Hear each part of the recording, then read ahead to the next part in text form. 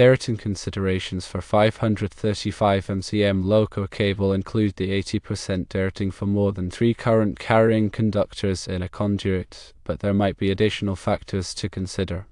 Firstly, verify that the conduit fill does not exceed 40% with all cables present. If the conduit fill exceeds 40%, additional derating may be required. Secondly, the 730 ampacity rating provided by the manufacturer is based on free air conditions. If the ambient temperature in the conduit is higher than 30 degrees Celsius, additional derating may be required. Use Table 310.16. V3. To determine the temperature correction factor.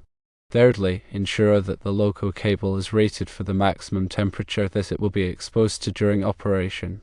The derating factor is in Table 310.16. V3. V may apply if the cable insulation is not rated for the maximum operating temperature. To calculate the derated ampacity for 535MCM Loco cable in a conduit with 4 to 6 cables, follow these steps. 1. Derate the ampacity for more than 3 conductors in a conduit by 80%. The ampacity is equal to 730 amps times 0.80, which equals 584 amps.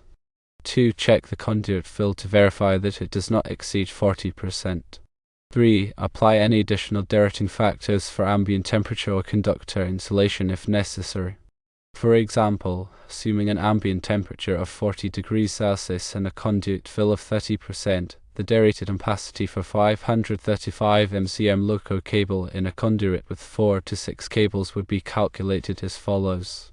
Ampacity is equal to 584 amps times 0.94, the temperature correction factor, which equals 548 amps. Therefore, the maximum current that can be carried by each 535MCM Loco cable in the conduit is 548 amps.